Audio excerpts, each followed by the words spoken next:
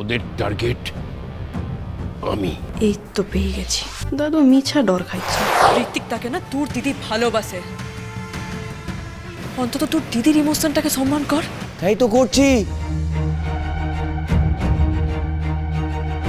আর আমার দিদির ইমোশন নিয়ে যে খেলছে তাকে উচিত শিক্ষা দেওয়ার কথাই বলছি আমি। কি দেখে বলছিস তুই এই কথাটা?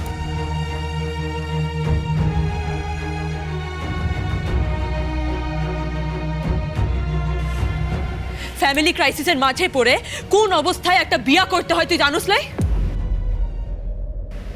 তোর আর আমার যখন বিয়াটা হয়েছিল কোন পরিস্থিতি দ্বারাই হয়েছিল? তুই কোন অবস্থায় দ্বারাই আমাকে বিয়া করেছিলিস তুই ভুলে গেছিস? আমি শখ করে বিয়া করেছিলিস বুঝি? নিজের তো আজও আমাদেরকে বয়ে বেড়াতে হচ্ছে।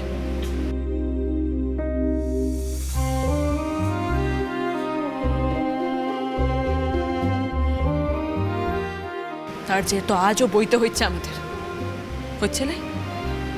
আর আমি কোন পরিস্থিতিতে ওই রিক বাবুর সঙ্গে বিয়াটা করতে রাজি হয়েছিলাম সেটাও ভুলে গেছিস?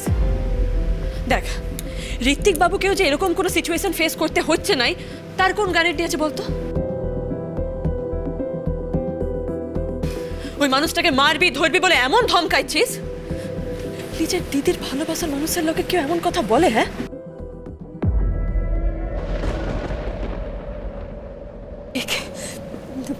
ঠিক ঠিক একদম ঠিক বলেছো তুমি পারুল। ঋত্বিক না অমন মানুষ নয়। ঋত্বিক আমাকে মিথ্যে কথা বলেনি, বলেনি আমাকে মিথ্যে কথা। ও সত্যি আমাকে ভালোবাসে, ভালোবাসে আমাকে, সত্যি ভালোবাসে। আর আমার কি মনে হয় জানো তো, ওকে ওকে জোর করা হয়েছে, ওকে জোর করে এই বিয়েটা দেওয়ানো হচ্ছে। ওরা বাধ্য হয়ে এই বিয়েটা করছে।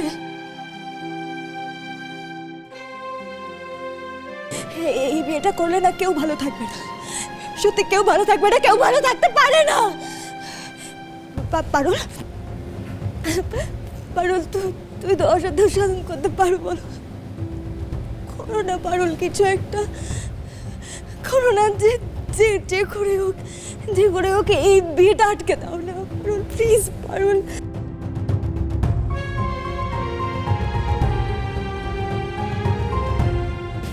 পারুল প্লিজ প্লিজ প্লিজ কিছু একটা করো না পারুল, পারুল এই বিয়েটা আটকানোর ব্যবস্থা করো না, প্লিজ প্লিজ প্লিজ।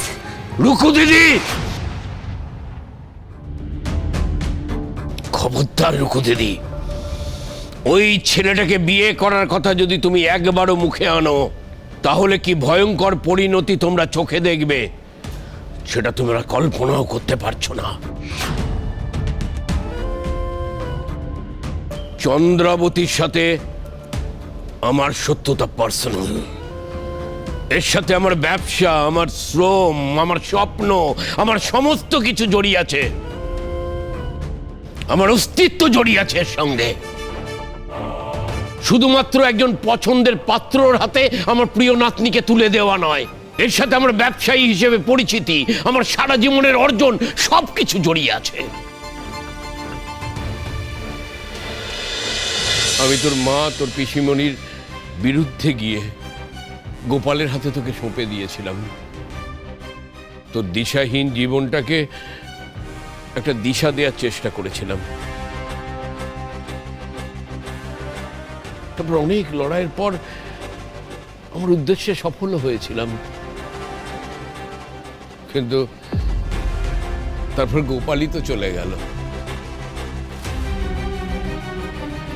আমি জানি রুকু দিদি,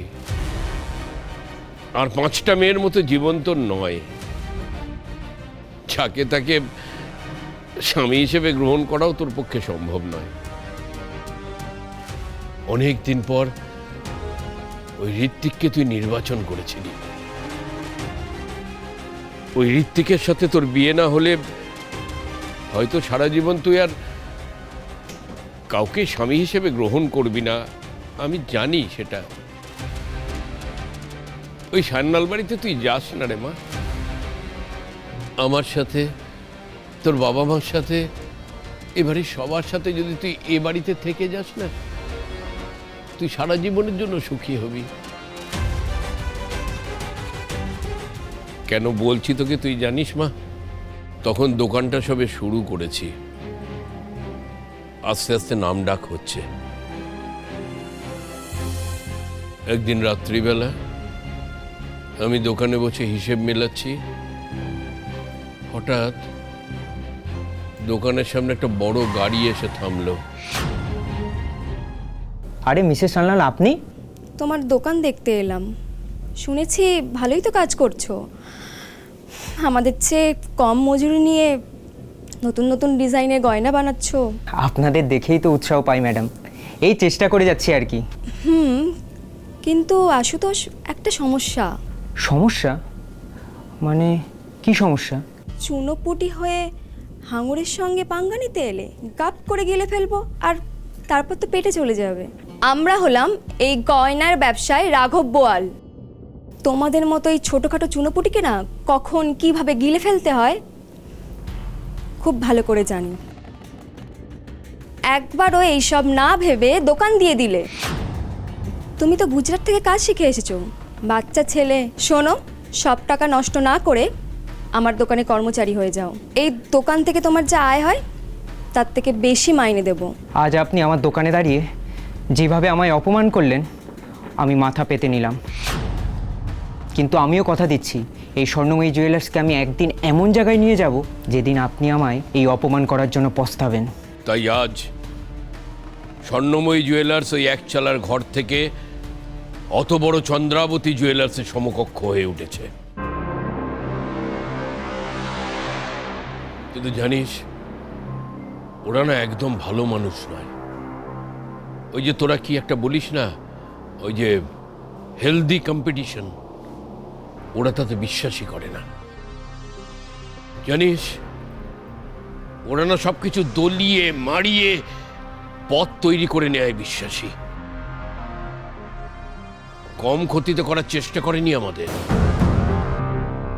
জানিস, স্বর্ণময়ী জুয়েলার্স ধীরে ধীরে বড় হচ্ছে বলে ওরা আমাদের দোকানে ডাকাতি করিয়েছে, আমাদের কাস্টমারের কান ভাঙিয়েছে, কত কলকাঠি নেড়েছে, কিন্তু আমি হাল ছাড়িনি। এত বাধার পরেও আজকে স্বর্ণময়ী জুয়েলার্স মাথা উঁচু করে দাঁড়িয়ে আছে, আর এটাই ওরা সহ্য করতে পারছে না। ব্যবসার কম্পিটিশনে তো আমাকে হারাতে পারেনি, তাই ওরা এখন আমার পরিবারের দিকে নজর দিয়েছে। আমার ছোট নাত বউ, আমার বড় নাতনি, এদের দিকে হাত বাড়িয়েছে। ওদের পরিবারের বড় নাতি আর ছোট নাতিকে দিয়ে আমাদের পরিবারকে নড়বড়ে করে দিতে চাইছে, আমাকে নড়বড়ে করে দিতে চাইছে। জানিস রুকু দিদি, ওদের টার্গেট তুই নোস, ওদের টার্গেট আমি। এই তো পেয়ে গেছি। দাদু মিছা ডর খাইছেন। দুটা মানুষ দুজন দুজনাকে ভালোবাসে, সেখানে পারিবারিক কম্পিটিশনে কেউকে হারানোর তাগিদ এসব বাধা হয়ে দাঁড়াবে কেন? ইনফ্যাক্ট এই বিয়া আর ভালোবাসা দিয়েই না এতদিনের রেসারেসি মিটায় দুই পরিবার এবারে মিলে মিশে ব্যবসা করতে পারবে। দাদুর এই ইমোশনটাকে না কাজে লাগাইতে হবে।